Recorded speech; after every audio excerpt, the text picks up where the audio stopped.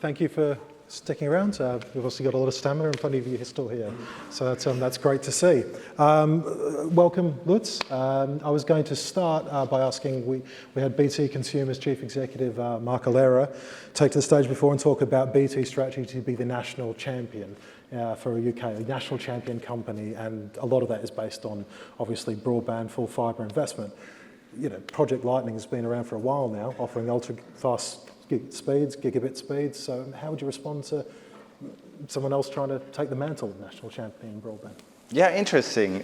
So we want to become the national champion for quad play, actually. And the heritage for us is definitely speed leadership. So our average consumed speed at the moment is 150 meg.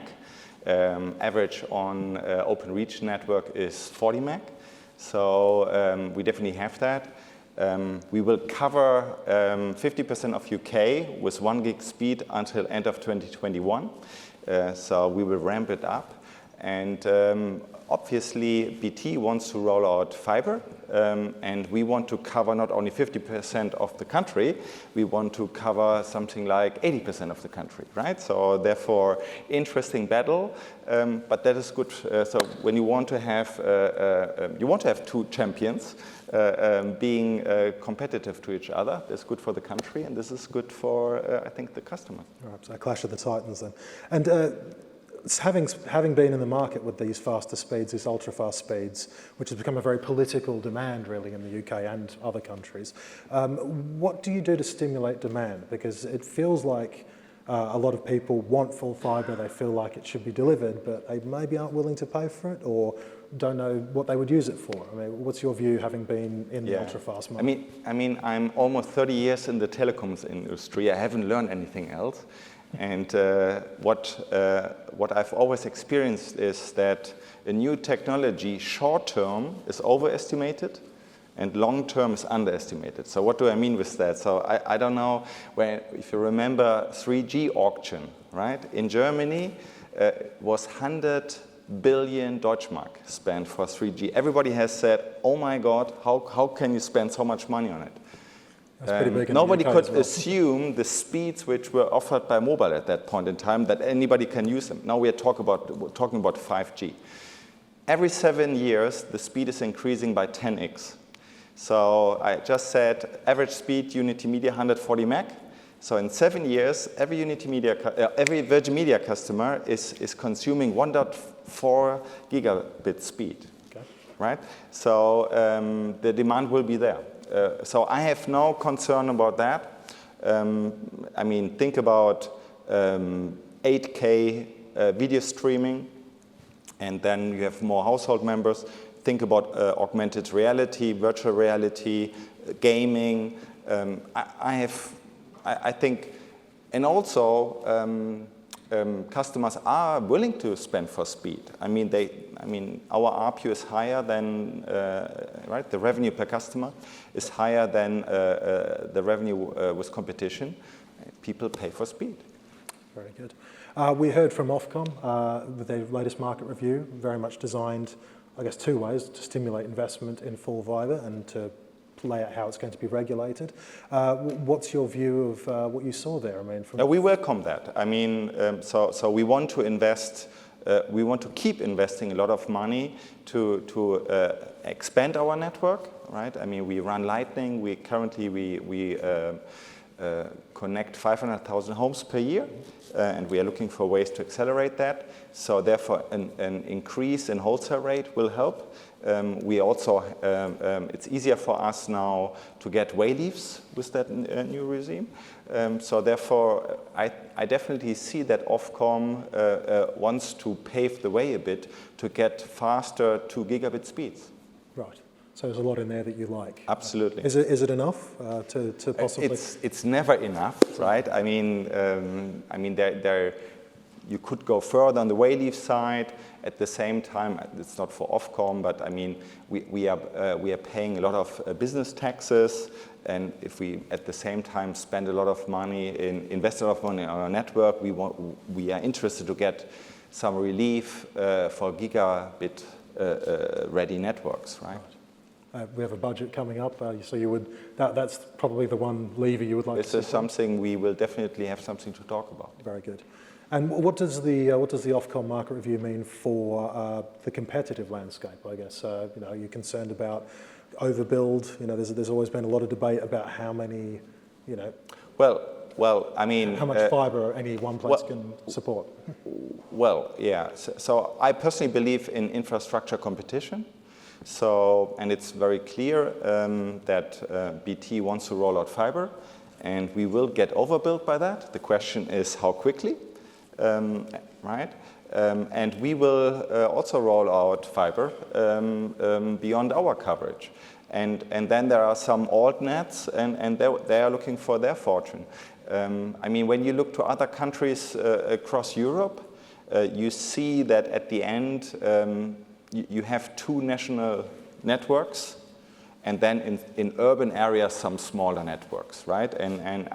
So my prediction would be we will see something like that also. Like that. But you're not concerned about sort of a land grab and. I mean, we obviously want to be faster, right? So we want to, therefore we are faster in rolling out gigabit speed onto our network. We combine that with a mobile offer and a video offer, and we want to keep our customers, as satisfied customers, onto our network, right? And at the same time, we want to preempt where BT is building with rolling out our fiber and win more customers, right? That's like in sports, and I'm sure Phil wants to do the same, so let's see. Right, very good. And in terms of, I mean, most of your network is cable, right? It's legacy cable, you're speeding it up with DOCSIS 3.1. Full fiber is often marketed as like the future technology, How do you differentiate yourself? Is it a stranded asset? So I think, first of all, right, I mean, our network is also a fiber network.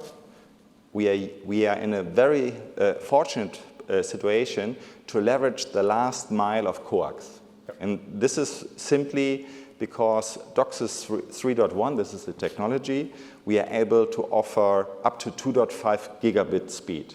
Yeah? And after that, and this is spec'd, and you can roll it out, and so you will see us offering 2.5 gigabit speed. And the next spec is DOCSIS 4.0, and you get up to 10 gigabit speed. So therefore, I don't see cable in any way as a technology with disadvantages compared to fiber, and also, right, we can roll it out much faster. This is the reason why we are able to offer 1 gig speeds end of 2021, right? So I mean, it's much harder to replace Cooper than to increase speeds onto our network. And I mean, the entire rest of the network, except the last mile, is the same. Right. And so how important is that cable, I guess, to meeting the political ambition to be gigabit speed country by 2025? I think we, right, I mean, our Prime Minister, right, made a pledge to cover exactly the country by 2025, and we will support him. We will cover half of the country end of 2021, right? So I think that should help. And do you think it's a realistic target? We will do it. We will do it. I mean, we have, you mean the 2025? 2025, not 2025. So our target, right, we have rolled out already 4 cities, and you will see us rolling out more. So our target is absolutely realistic. I mean, look, the question is a bit, how do we get our act together to come up to our 80% coverage? And the question is, how quickly is BT, right? And also the question is a bit, I mean, does BT spend all the effort to overbuild us? Then the country hasn't won anything, right, until 2025. If they build where we are not, then you get quicker to it. I'm not in the position to say we cover 100% of the country in 2025, but I would say by far the majority of the country is covered. Yeah. Right. Okay, so at least almost there. Yeah. Let's turn to wholesale. Virgin Media obviously has long been, its own walled garden of a network. But are we moving to a situation, given some of the pressures on capacity, on investment, where you start wholesaling? Well, I mean, so first of all, I think it's a question of timing, because in the early days, when you have a speed advantage and you can generate a lot of growth out of it, you want to leverage that for yourself, for the retail customers. When you have lost entirely your speed USP, well, then there's no harm in opening up your network, right, for somebody else. So the question is the timing of that, right? Yes. And at the moment, I think we are doing a fantastic job with our Lightning rollout, so these 500,000 homes per year. But if you want to accelerate that, and we are looking for ways to accelerate it, wholesale is one of other opportunities to do it, right? And we definitely we are doing a lot of things. We have founded a company called Liberty Networks. So we have completely now developed a workflow to use ducts and poles in a scalable way. We are definitely evolving on our IT structure to be able to serve also other brands than Virgin Media. And obviously, we are figuring out all kind of possible strategic alliances in the market. Right. So there is a role to play for and how would that change? Possibly. If you signed up, say, as Sky as a customer, then how would that change the competitive dynamics of the market from where we are before? I mean, I would not go down the route that it is Sky, and I'm not commenting on obviously, you would not expect me to comment on anything there. But I mean, look to other countries, right? So in Belgium, there's other brands on the Telenet cable network. And I mean, I think we are used to that from Openreach, serving different networks. Mobile networks have different brands on the networks. Why should it be in any way different on a cable network? Right, so there's room for that. Good, and you mentioned Liberty Networks there. Why structurally does it make sense to do it that way rather than through Virgin Media? It's simply put a bunch of people together which are not occupied in the day-to-day of rolling out 500,000 homes, right? And get these new skills together to be able to roll out also via ducts and poles. And then obviously the question is at the end, how is everything working out?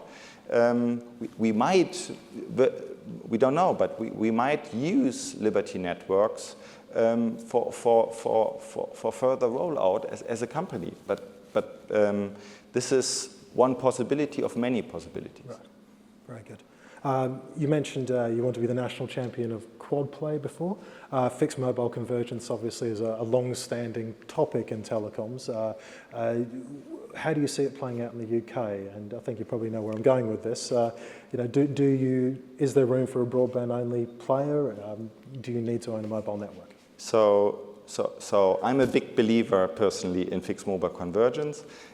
Interestingly, UK is definitely lagging behind compared to other European countries. So, I mean, we had 19% of broadband customers who have also mobile a year ago, and this was stagnating over the last 3 years. And the team told me, UK is different, fixed mobile convergence doesn't work.